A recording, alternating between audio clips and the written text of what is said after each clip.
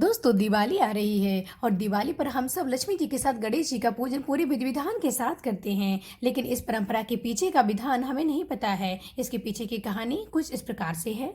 एक बार की बात है, एक साधु तपस्वी को भोग विलास की इच्छा जागृत हुई। राजा महाराजाओं की तरह राज सुख भोगने की लालसा धीरे धीरे प्रबल होती गई। साधु ने अपनी इच्छा पूर्ति के लिए माता लक्ष्मी की तपस्या की। तपस्या से उसने माता लक्ष्मी को प्रसन्न कर लिया। माता लक्ष्मी ने आकर उसके इच्छा पूर्ति का वरदान दिया। अगले दिन जब साधु राजा के दरबार में गया, वहां जाते ही उसने राजा का मुकुट उसके सिर से हटाकर दूर फेंक दिया।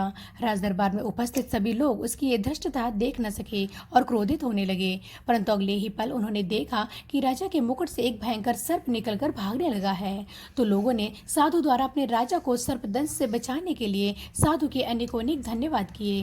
राजा भी बहुत प्रसन्न हुआ और उन्होंने उसको अपने राज्य में मंत्री के पद पर नियुक्त कर लिया। अब वह साधु भी राजा के साथ राज सुख को भोगने लगा था।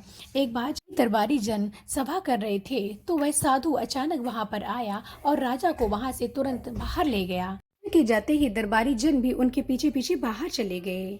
देखते ही देखते उनका महल अचानक खंडहर में बदल गया।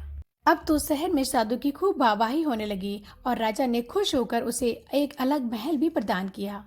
राजा के दरबार में गणेश जी की एक विशेष मूर्ति थी। राजा नित्य आशीर्वाद लेकर ही अपना राजकाज शुरू करता था। एक दिन जब साधु ने उस मूर्ति को हटवाने को कहा तो विश्वास में अंधे राजा ने उसकी बात मानकर गणेश जी की मूर्ति को वहां से विस्थापित कर दिया। थोड़े ही दिनों में साधु की विश्वसनीयता घटने लगी। एक दिन जब दरबार में साधु ने राजा को उसके वस्त्रों में सर्प होने का अंदेशा बताया और कहा कि वह उसी क्षण अपने वस्त्र उतारकर फेंक दें। राजा ने साधु की बात मान ली और प्राण रक्षा के नाम पर अपने वस्त्र उतार दिए। लेकिन जब वस्त्रों में कोई सर्प नहीं मिला तो साधु की वहां पर बहुत भर्त्सना की गई।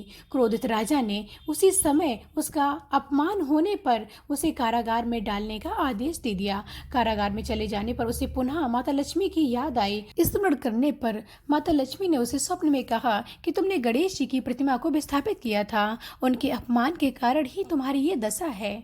भगवान गणपति बुद्धि के दाता हैं। यदि अपार लक्ष्मी है भी तो उसे संभालने वाली बुद्धि नहीं है तो भी वह व्यर्थ है।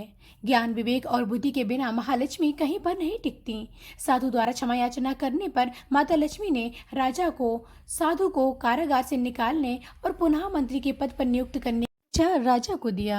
राजा ने उसी क्षण माता की आज्ञा से उसको कारागार से निकालकर पुनः मंत्री पद पर नियुक्त किया और गणेश जी की प्रतिमा को पुनः वहीं पर स्थापित किया। इस प्रकार तब से लक्ष्मी जी के साथ गणेश जी का पूजन पूरे विधि विधान के साथ दीपावली पर किया जाने लगा। अगर वीडियो पसंद आए तो कृपया लाइक शेयर और सब्सक्राइब करें।